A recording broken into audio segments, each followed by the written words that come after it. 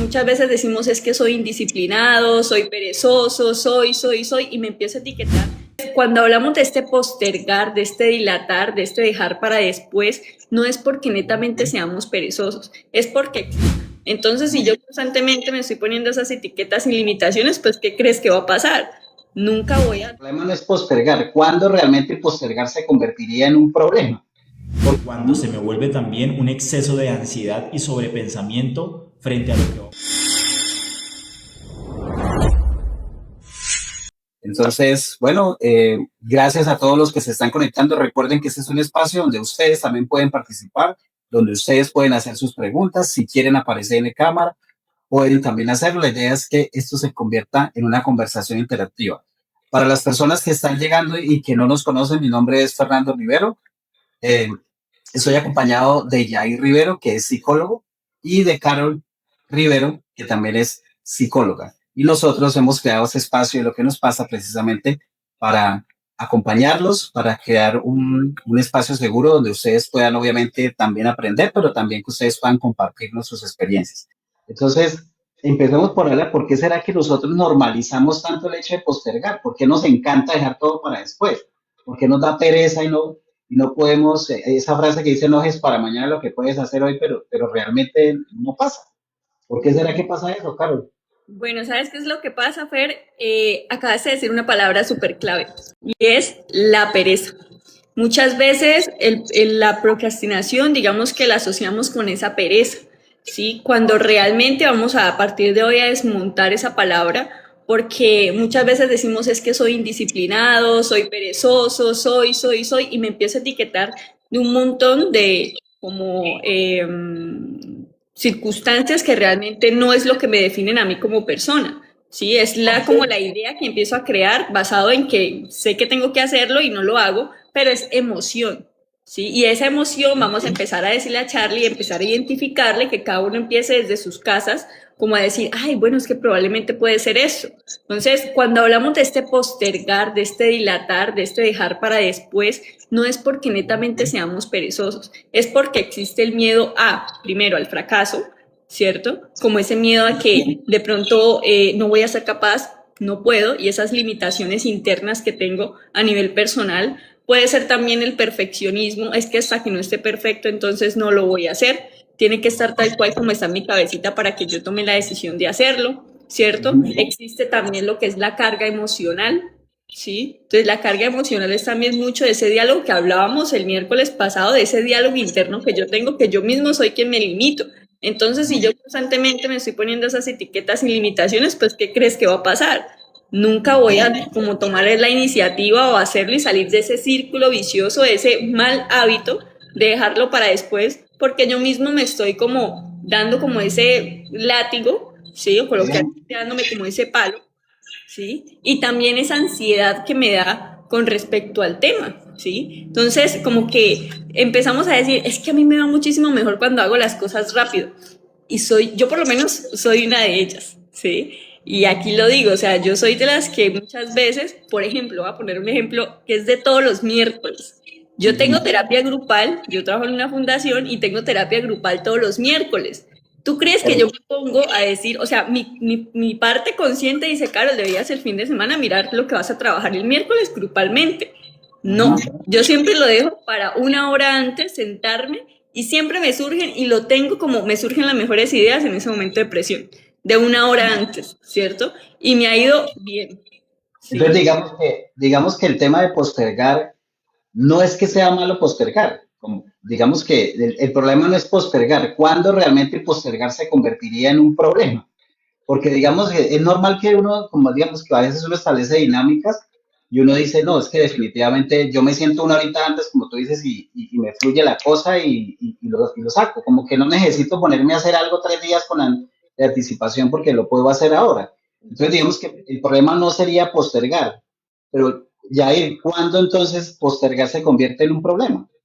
¿Cuándo se vuelve un problema? Porque lo que Carlos decía, en parte obviamente sí tiene validez, pero también hay que entrar a analizar a cada contexto. De pronto ella a través de su experiencia también le permite poder relajarse un poco porque sabe que puede resolver en ese tiempo de una hora. Ahora, Si Carol lo pudiese planificar con mejor tiempo, pues la gestión de su tiempo sería mucho más productiva en términos generales, no solamente para ese taller o demás, sino para otras labores que ella tenga. ¿Cuándo se vuelve un problema esa postergación de esas actividades?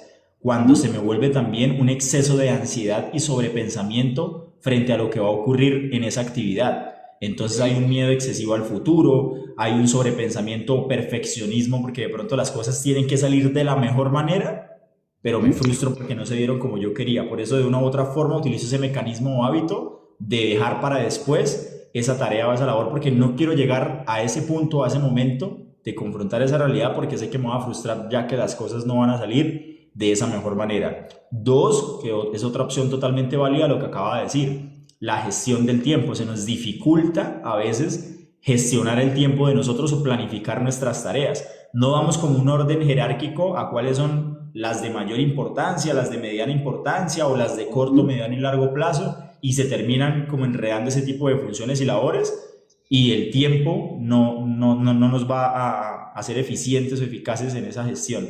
Entonces ahí es donde empieza a convertirse en un problema esa postergación de esas labores o funciones. Y es que a veces yo también pienso que uno está como muy acostumbrado a trabajar bajo presión, hacer las cosas bajo presión, o sea, como que si no sentimos que tenemos a alguien o a algo o a una fecha que nos está como respirando ahí, mejor dicho, en la nuca, como se dice, como que uno no hace las cosas, como que cuando uno tiene el tiempo para hacerlo, no, digamos que no estamos acostumbrados a organizar, a planificar, sino que todo lo vamos haciendo como que en el día a día.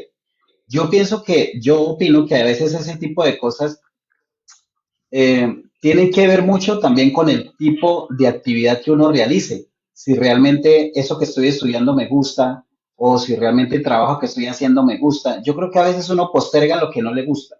O sea, uno siempre, y hay una frase que escucha uno mucho cuando dicen que al mal paso, darle prisa, ¿sí? O sea, como que uno siempre haga primero lo que no le gusta, hágalo de primero, no lo deje para después. Entonces, a veces uno como que, yo siento que a veces también esto está muy relacionado con esas cosas que a uno le gustan. Cuando a uno le gusta algo, uno simplemente, pues como que lo hace porque sabe que lo disfruta.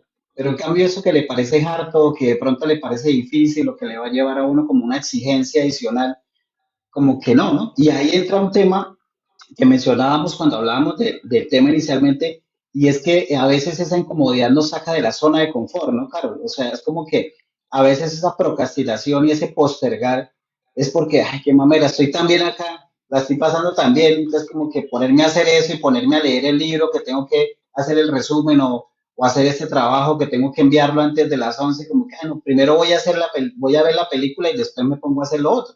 Entonces, hablemos un poquito de eso, o sea, porque a veces es como que nos saca de la zona de confort y por eso es que terminamos postergándolo.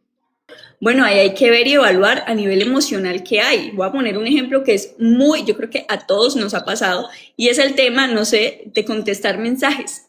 No sé si a ustedes les ha pasado que les envían un mensaje, sea una nota de voz de 2 minutos, una nota de voz, y ustedes saben que tienen que contestarlo. O sea, saben que la persona les está hablando o están en una conversación donde es importante responder, pero es como, más tarde lo hago, después contesto, y se queda ahí. Pasa un día, pasan 2 días o pasan horas y sabemos que ese mensaje tenemos que escucharlo y que responder. O a veces lo escuchamos, pero no lo respondemos y queda ahí. Y es precisamente evaluar qué emoción, de pronto es algo muy pequeño, pero es algo que sucede mucho, y es qué emoción yo estoy evitando, qué incomodidad estoy como generando ante eso que no quiero responder. Entonces, esto es un ejemplo pequeño, pero ahí es donde hay que evaluar qué emoción tengo yo que no me permite salir de esa zona, ¿cierto? Es la emoción de ansiedad, lo que hablaba Yair, de incomodidad, de pronto de no saber cómo afrontarlo, de no tener las herramientas, ¿sí? Entonces, es empezar a evaluar esa emoción que yo tengo al no hacerlo cuando sé que debo hacerlo, porque soy muy consciente de que es algo que tengo que hacer, esa tarea, ese mensaje por responder, esa responsabilidad, no sé, por pagar, ¿cierto? Pero siempre como que tiendo a dilatarlo. Bueno, preguntémonos el por qué estoy dilatando tanto eso. Es la primera pregunta que uno debe hacerse para empezar a identificar.